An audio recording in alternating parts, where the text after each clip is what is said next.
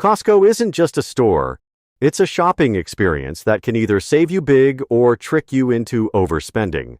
With its oversized carts, endless aisles, and tempting deals, it's easy to lose track of what you actually need. Before your next trip, make sure you know what to watch out for, and the first clue is hidden in the price tags. Ever feel like you're missing something at Costco? You probably are. Those innocent-looking numbers aren't just there to tell you the price. They're actually speaking a secret language that most shoppers completely overlook. If you know how to read it, you'll never second-guess a purchase again. Let me decode it for you. When you see a price ending in 0.97, that's not just random. It's a clearance item that's been marked down from its original price. Talk about hidden treasure. Prices ending in 0.49 or 0.00 are special manager markdowns that could save you big bucks.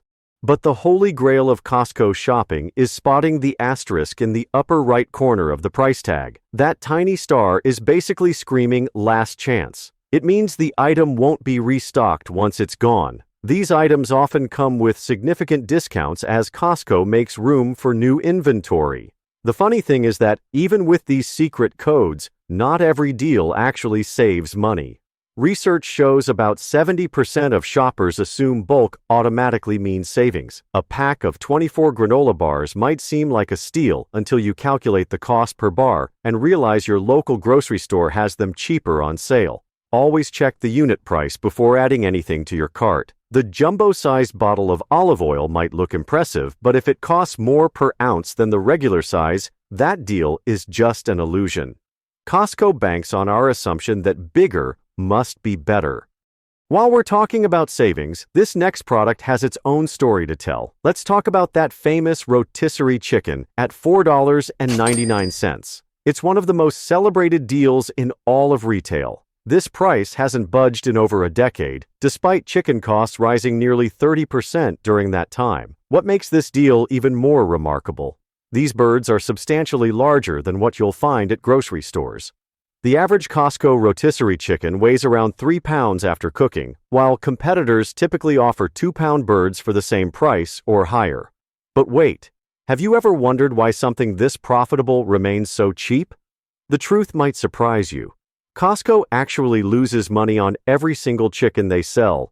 Industry experts estimate the company sacrifices between $30 to $40 million annually just to keep these chickens at this price point. That's right, Costco is essentially paying you to take home dinner. The only other place that happens is at your mother-in-law's house. This brings us to the clever part of their strategy. Notice where the rotisserie chicken station is located, always at the back of the warehouse. This strategic placement ensures you march past hundreds of other tempting products to reach your prize. By the time you grab that warm, aromatic chicken, your cart often contains items you never planned to buy. It's like sending a hungry person through a maze where every wrong turn leads to giant tubs of cashews and 60-pack socks. The chicken is the cheese, and we're all just very predictable mice with credit cards. The rotisserie chicken serves as what retail experts call a loss leader, a product sold at a loss to stimulate other, more profitable sales. It's not just delicious, it's bait, and remarkably effective bait at that. Studies show shoppers who come for just the chicken typically leave spending an extra $25 on impulse purchases. Next time you're savoring that tender chicken, remember it's designed to lure you into buying more. Speaking of buying more, you're now eyeing those massive packages that make Costco famous. The appeal is obvious. Buy more, save more. A 24-pack of paper towels at 60 cents per roll instead of $1.20 at your local store? That math seems straightforward. The numbers don't lie. Buying in bulk can slash your cost per unit by 20 to 40%. For large families or roommates sharing expenses, these savings add up dramatically over time. Items like toilet paper, laundry detergent, and coffee beans make perfect bulk buys because they don't expire quickly. Unless, of course, you think you'll be brewing enough coffee to keep an entire office awake for a year. But here's where bulk shopping goes sideways for many members: food waste. Americans already throw away nearly 40% of their food, about $3,000 worth per family annually. Add oversized Costco portions to this equation, and the problem gets worse. Spices deserve special mention in the waste category. That giant container of paprika might last 5 years based on normal usage rates. Unfortunately, most spices lose their flavor after 6 months, so unless you're planning to season an entire restaurant's worth of meals, you're essentially paying for fancy-colored dust. The rule for smart bulk buying is brutally simple. If you can't eat it, freeze it, or share it before it expires, it's not a deal. It's expensive garbage. That mega pack of salad greens transforms from crispy to slimy faster than you can say, "I swear I'll eat more vegetables this week." While navigating the bulk buying maze, you'll notice those white and red labels everywhere you turn. But what's really inside those unassuming packages? What many shoppers don't realize is that many Kirkland items are actually made by the same manufacturers as premium national brands. Take Kirkland Signature batteries, for example. Cut one open, actually, please don't, and you'll find they're manufactured by Duracell. The vodka is produced in the same French distillery as Grey Goose. The coffee beans, premium quality. Even the diapers come from the same factories as Huggies. This explains why Consumer Reports consistently ranks Kirkland products among the top performers in blind tests. Who knew slapping a Kirkland label on something could make it both cheaper and mysteriously better? The price difference, however, is substantial. Kirkland items typically cost 15 to 30% less than their name brand equivalents. Without expensive marketing campaigns and celebrity endorsements, Costco passes those savings directly to members. Their wine selection deserves special mention.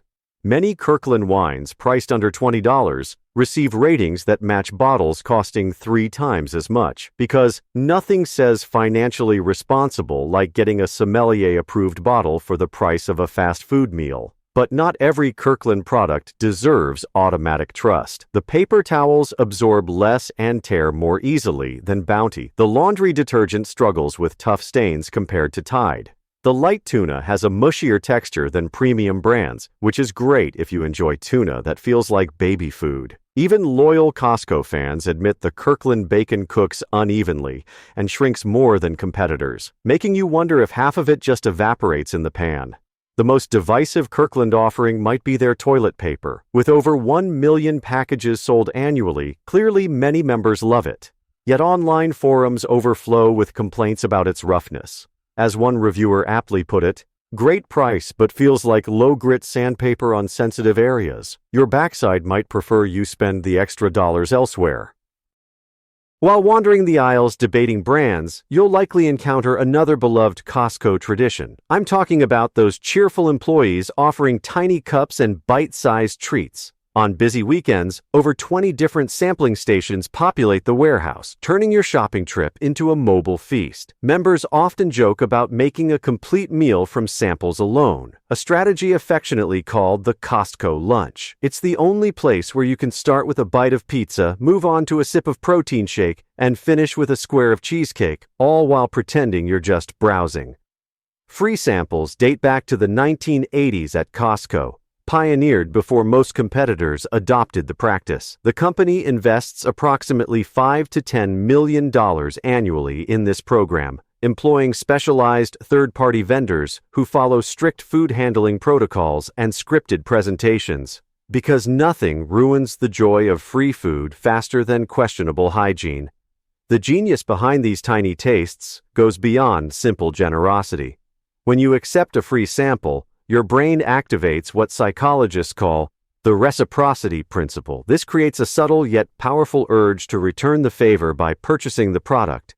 Research shows that sampling increases sales by an average of 30% for new products. That number jumps to as high as 200%. So, if you've ever walked in for paper towels and walked out with a jumbo-sized bag of pesto ravioli you didn't know you needed, now you know why.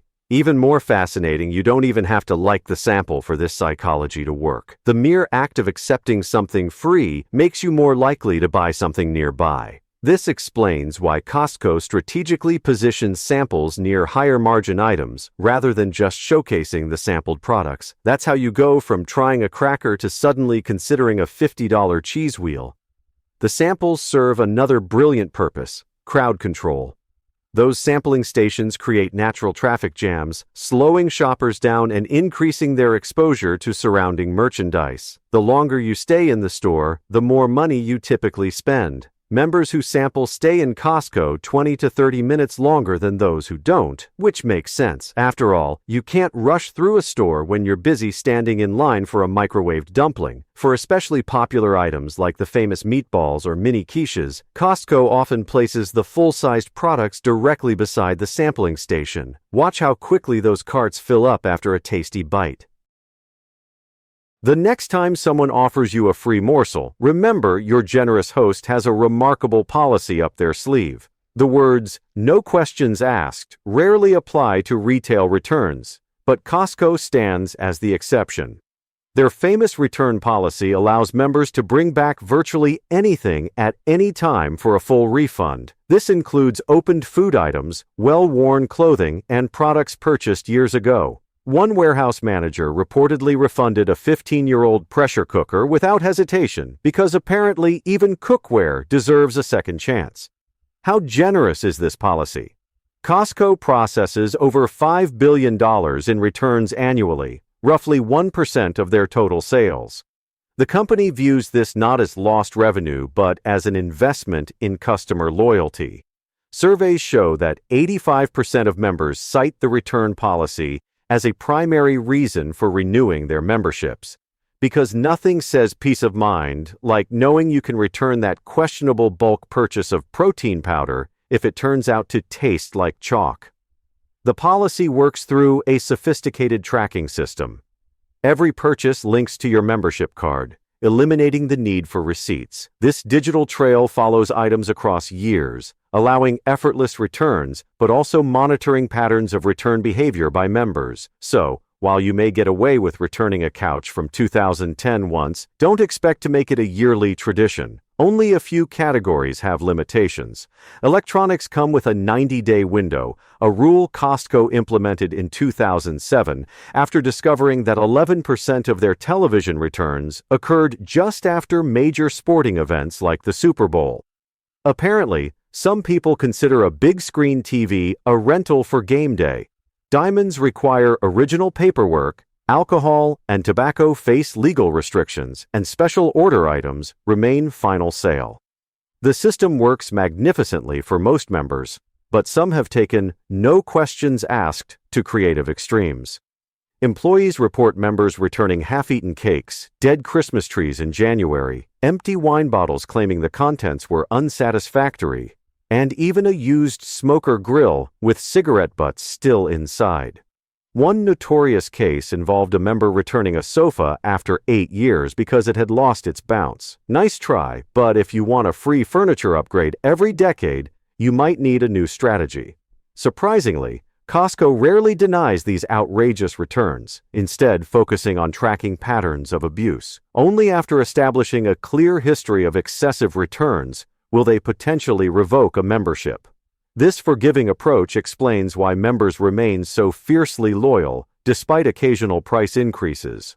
Speaking of loyal customers, nothing inspires Costco devotion quite like that famous one combo that somehow defies inflation, the $1.50 hot dog and soda combo. This price has remained frozen since 1985, defying nearly 4 decades of inflation. Had it kept pace with rising costs, that same meal would be well over $4 today, which means Costco is basically committing an act of financial wizardry every time you grab lunch. The story behind this pricing stubbornness has become retail legend. When executives suggested raising the price, Costco leadership shut down the idea immediately. The company made an unwavering commitment to maintain this price point, regardless of economic pressures. What might seem like just a cheap snack is actually treated as sacred within Costco culture. Some might even say it's their unofficial religion. The business strategy behind this pricing is no joke. Costco sells over 100 million hot dog combos annually. That's 4 times more than all Major League Baseball stadiums combined during a typical season.